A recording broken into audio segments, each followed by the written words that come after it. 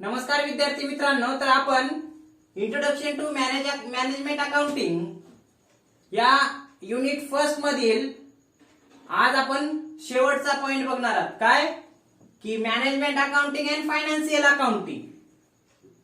Management accounting व्यवस्थापन लेखाक्रम आणि वित्तीय लेखाक्रम काय असते याविषयी आपल्याला माहिती बघायची. हे लक्षात. तर आता मॅनेजमेंट अकाउंटिंग विषयी थोडी माहिती बघू. व्यवस्थापकीय लेखाक्रम ही अकाउंटिंगची तिसरी शाखा आहे किंवा अकाउंटिंगचा तिसरा भाग आहे म्हणून आपण सांगू शकतो व्यवस्थापन अकाउंटिंग. त्याबरोबरच व्यवस्थापन अकाउंटिंग मुळे मॅनेजमेंटला किंवा व्यवस्थापनाला व्यवसायासंदर्भात जे काही भविष्यकालीन धोरण त्यासोबतच भविष्यकालीन निर्णय घेण्यासाठी काय करत असते मॅनेजमेंट अकाउंटिंग. एक प्रकारचं मदत करत असते किंवा सहाय्यक ठरत असते. त्याबरोबरच मॅनेजमेंट अकाउंटिंग मुळे काय होते,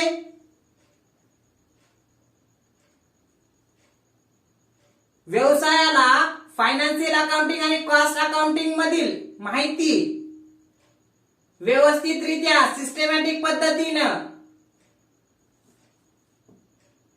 मॅनेजमेंट समोर मॅनेजमेंट अकाउंटंट काय करत असतो, निर्णय घेण्यासाठी सादर करत असतो. हे लक्षात. म्हणजे मॅनेजमेंट अकाउंटिंग भविष्यकालीन निर्णय तसंच धोरण ठरवण्यासाठी उपयोगी ठरत असते. त्याबरोबरच मॅनेजमेंटला उत्पादनाबाबत असेल, खरेदीबाबत असेल, विपणन विषयक असेल, वित्त विषयक निर्णय घेण्यासाठी हे मॅनेजमेंट अकाउंटिंग मदत करत असते. थोडक्यात आपण सांगू शकतो काय की मॅनेजमेंट अकाउंटिंग हे एकत्रितरित्या व्यवसायाच्या व्यवस्थापनाला योग्य ते निर्णय, योग्य ते धोरण ठरवण्यासाठी आणि योग्य ते भविष्यकालीन निर्णय घेण्यासाठी उपयुक्त ठरत असते. आणि हे मदत करण्याचं कार्य कोण करत असते तर मॅनेजमेंट अकाउंटिंग. कारण व्यवसायाचा जर विचार केला तर व्यवसायामध्ये जे काही व्यवस्थापन कार्यरत आहे ते 3 स्तरावर कार्यरत असते. टॉप मॅनेजमेंट, मिडल मॅनेजमेंट आणि लोअर मॅनेजमेंट.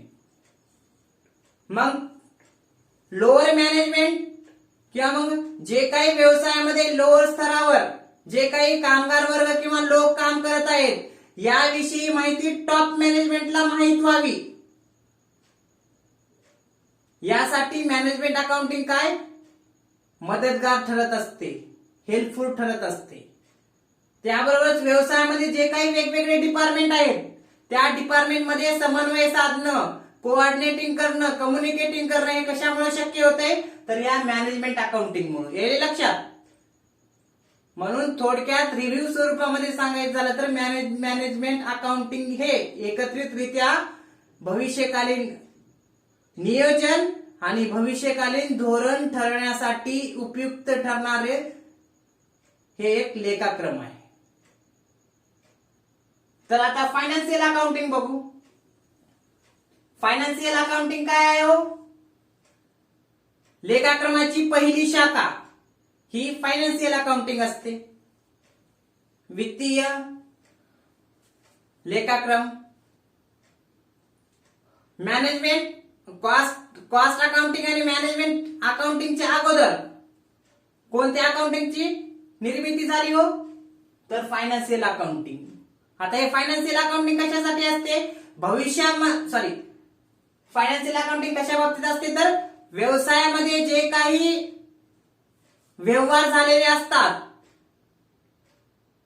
त्या व्यवहाराची नोंद व्यवस्थितरित्या व्यवसायाच्या लेखापुस्तकात ठेवण्यासाठी, त्याबरोबरच व्यवसाय नफ्यामध्ये आहे का तोट्यामध्ये आहे, तसेच व्यवसायाची आर्थिक स्थिती काय आहे हे कशावरून आपल्याला समजते तर या फायनान्शियल अकाउंटिंग मुळे समजते. त्याबरोबरच फायनान्शियल अकाउंटिंग मुळे काय होते हो की बाबा व्यवसायामध्ये जे काही व्यवहार झालेले असतात त्या व्यवहाराची नोंद व्यवस्थितरित्या अगोदर रोजकीर्द किंवा जर्नल बुक मध्ये केली जाते एंट्री. त्यानंतर त्या जर्नल बुक वरून खाते तयार केले जातात. त्या खात्यावरून ट्रायल बॅलन्स तयार केलं जातंय. त्या ट्रायल बॅलन्स वरून ट्रेडिंग अकाउंट आणि प्रॉफिट अँड लॉस अकाउंट तयार केलं जातंय. आणि त्यानंतर काय केलं जाते ट्रायल बॅलन्स वरूनच बॅलन्स शीट सुद्धा तयार केली जाते. हे लक्षात. म्हणजेच एकत्रितरित्या फायनान्शियल अकाउंटिंग मुळे काय होतंय की व्यवसायाची जे काही वित्तीय विवरणे आहेत, व्यवसायाचे जे काही वित्तीय विवरणे आहेत किंवा मग फायनान्शियल स्टेटमेंट आहेत याविषयी माहिती मिळत असते. त्याबरोबरच आपण सांगू शकतो फायनान्शियल अकाउंटिंग करण्याचा उद्देश काय हो तर व्यवसायाला नफा झाला का तोटा झाला हे लक्षात येतो. त्याबरोबर आता व्यवसायाला नफा झाला का तोटा किंवा व्यवसायाची स्थिती कोणासाठी आवश्यक असते तर बघा व्यवसायाचे मालक किंवा जे काही भागधारक असतात किंवा मालक असतात ते विखुरलेले असतात. मग त्या व्यवसायाच्या मालकांना आपल्याला परतावा किंवा आपल्याला आपण जे काही पैसे गुंतवलेले आहेत रिटर्न किती मिळत आहे याचा सुद्धा विचार ते भागधारक करत असतात. त्याबरोबरच काय की फायनान्शियल अकाउंटिंग मध्ये जे काही फायनान्शियल स्टेटमेंट तयार केले असतात किंवा नफा तोटा जाणून घेणे कुणाला गरजेचं असते तर सरकारला सुद्धा. का कारण या फायनान्शियल स्टेटमेंट वरूनच व्यवसायाबद्दल सरकारला माहिती मिळत असते. कशाविषयी की व्यवसायाचं टर्नओव्हर किती आहे, यावर्षी विशिष्ट व्यवसायाबद्दल किंवा व्यवसायाकडून किती कराच्या माध्यमातून रक्कम मिळणार आहे हे सरकारला माहित होत असते करासाठी. तर त्याबरोबरच काय जे काही व्यवसायाचे धनको असतात किंवा क्रेडिटर्स असतात किंवा सावकार असतात ज्यांनी व्यवसायाला कर्जावर रक्कम दिलेली असते ते सुद्धा काय करत असतात की व्यवसायाचं वेळोवेळी पत म्हणा किंवा व्यवसायाची जी काही आर्थिक विवरणे आहेत याविषयी माहिती मिळवत असतात.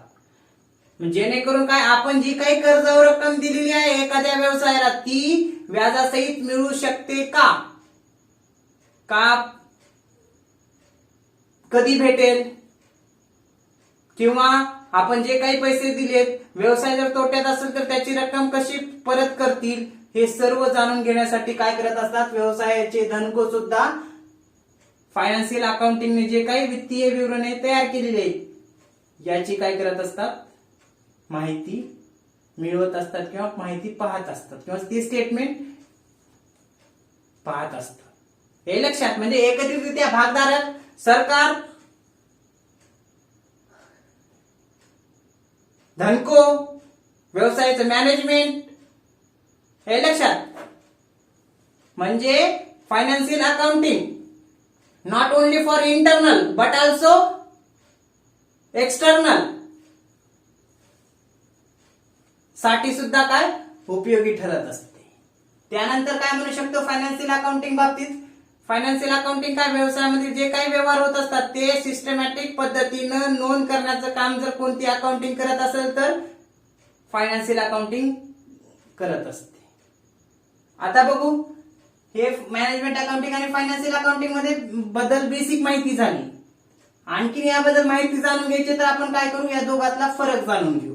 मॅनेजमेंट अकाउंटिंग आणि फायनान्शियल अकाउंटिंग मध्ये काय फरक आहे तर बघा difference between management accounting and financial accounting points management accounting आणि त्यानंतर फायनान्शियल अकाउंटिंग. बघा मग पहिला पॉइंट काय ऑब्जेक्ट.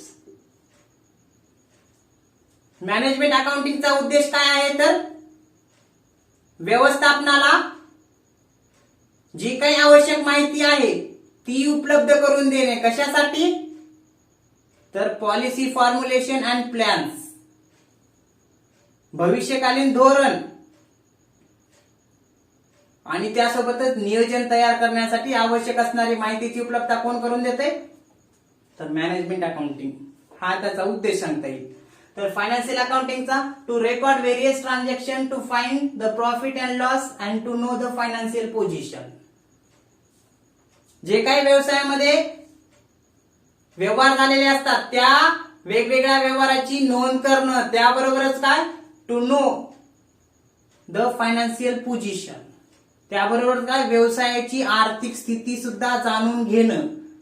हा कशाचा उद्देश आहे तर फायनान्शियल अकाउंटिंगचा आहे. म्हणजे व्यवहार झाले त्यांची नोंद करणं आणि आर्थिक स्थिती काय आहे ती समजून घेणं. दुसरा बघा आता, nature deals with projection of data for the future. अशा माहितीची संदर्भात आहे की जी माहिती भविष्यासाठी उपयोगी राहणार आहे. म्हणजे मॅनेजमेंट अकाउंटिंग अशा माहितीच्या संदर्भात आहे की जी माहिती भविष्यामध्ये उपयोगी होणार आहे. कोणती माहिती? जी काही फायनान्शियल आणि कॉस्ट अकाउंटिंग मधून मिळालेली असते. तर फायनान्शियल अकाउंटिंग कशा संदर्भात आहे तर कन्सर्न विथ हिस्टॉरिकल डेटा, ऐतिहासिक किंवा इतिहास किंवा मग पास्ट मध्ये झालेल्या माहितीच्या संदर्भात असते फायनान्शियल अकाउंटिंग. आपण पाहतो व्यवसायामध्ये जे काही व्यवहार झालेले असतात ते व्यवहाराची नोंद केली जाते, पण जे काही व्यवसायाचे नफा तोटा पत्रक आहे, ट्रेडिंग अकाउंट आहे किंवा बॅलन्स शीट आहे, ही कधी तयार केली जाते? आर्थिक वर्षाच्या शेवटी 31 मार्चला. आणि ते झाल्यानंतरच व्यवसायाची स्थिती म्हणा किंवा आर्थिक विवरणे जे काही तयार केलेली आहे त्याविषयी आपल्याला माहिती होते.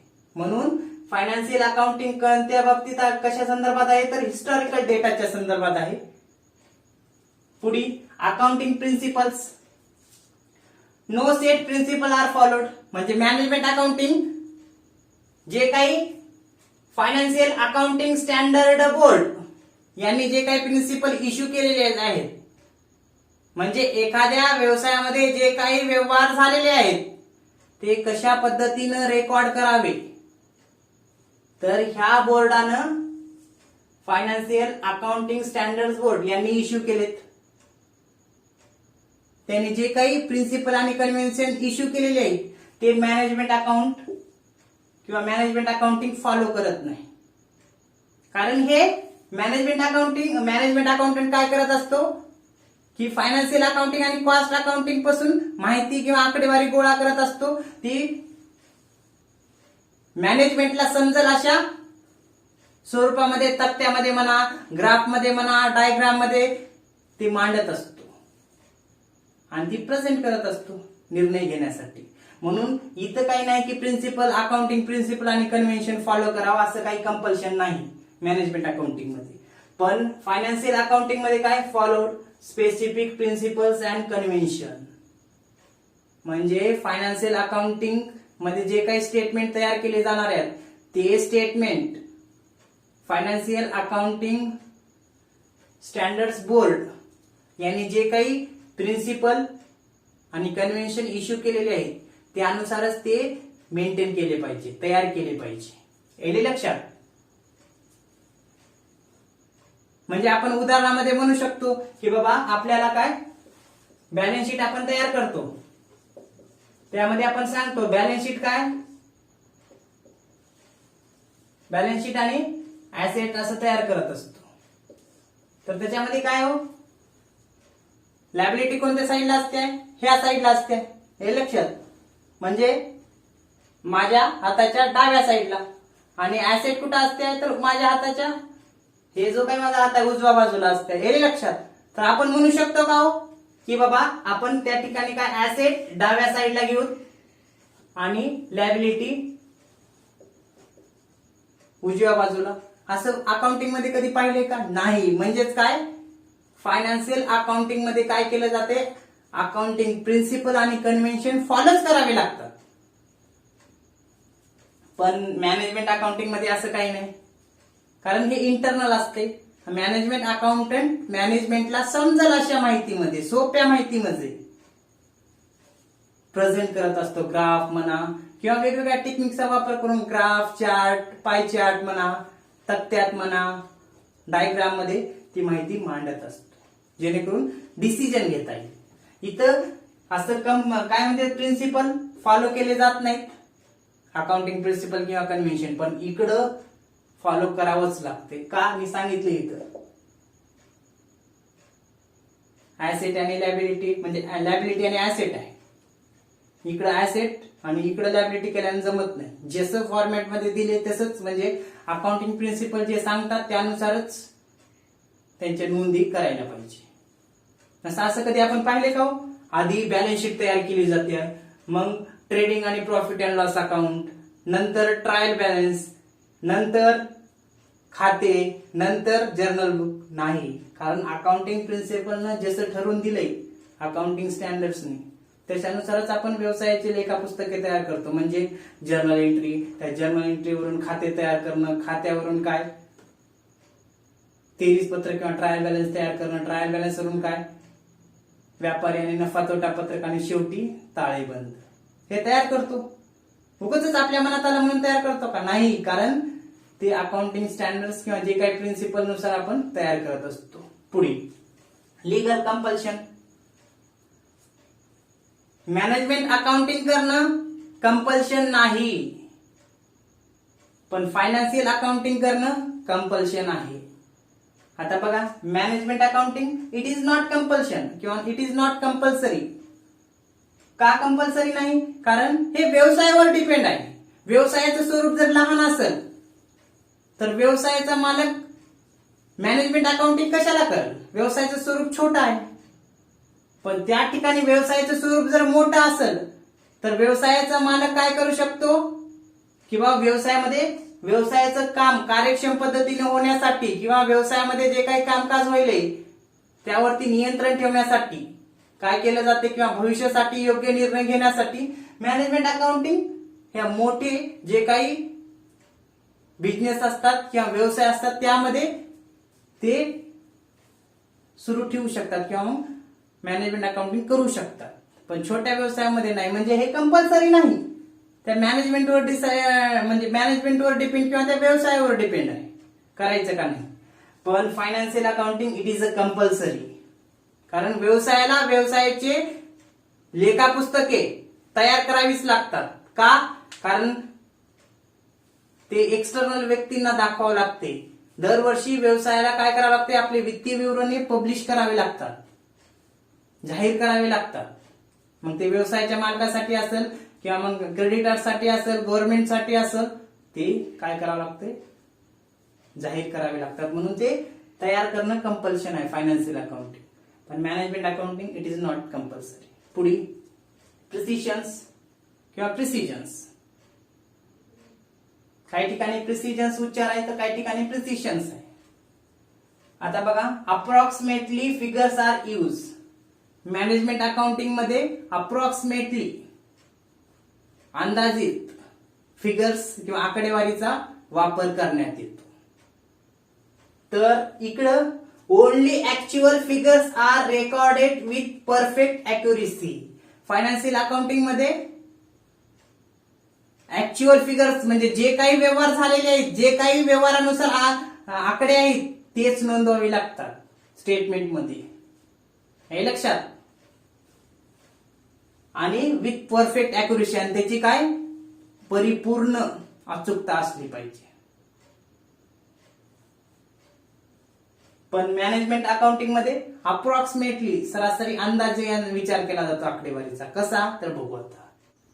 तर बघा, अप्रॉक्सिमेटली कसा विचार केला जातो याच्यामध्ये मॅनेजमेंट अकाउंटिंग मध्ये.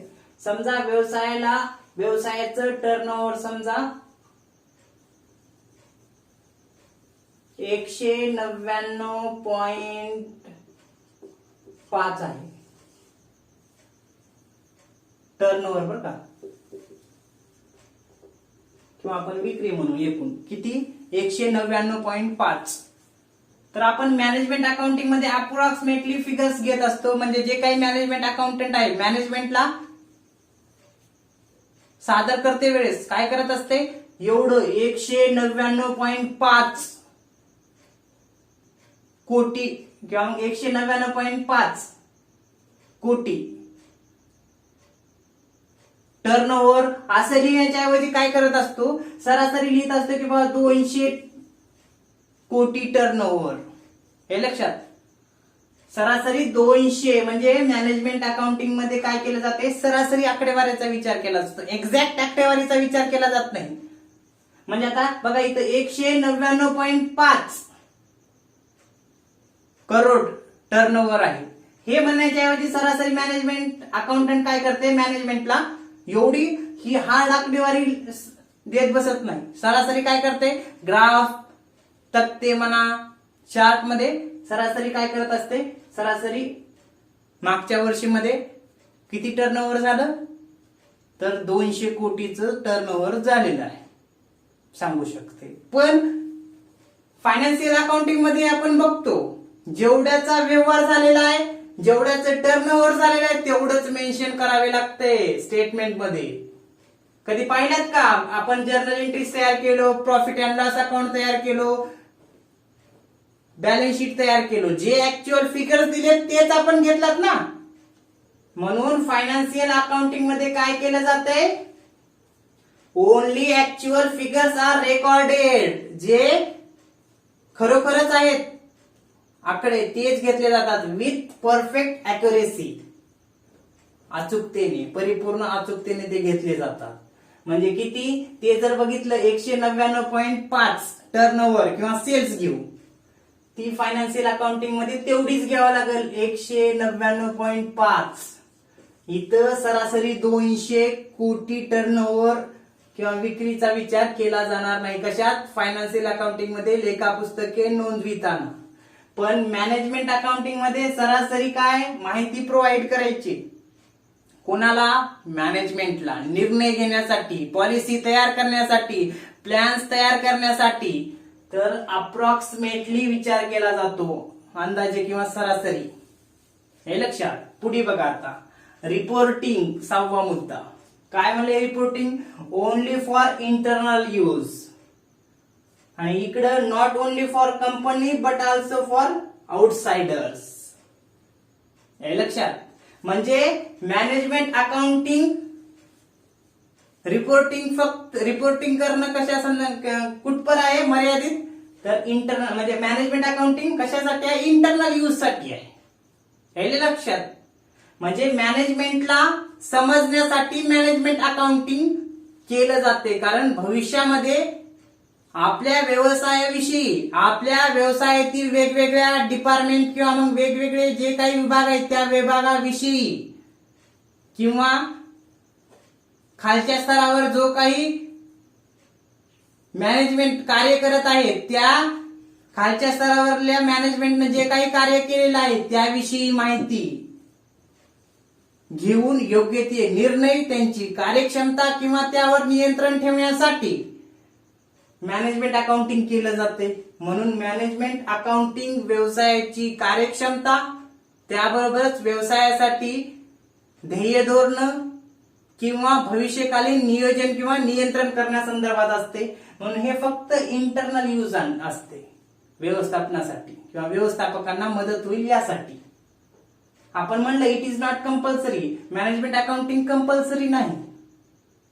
का कंपल्सरी नाही, कारण ते व्यवसायामध्ये किती कार्यक्षमता आहे, किती इफिशियंटली काम करत आहेत किंवा व्यवसायाची पोझिशन समजण्यासाठी हे केलं जाते. म्हणजे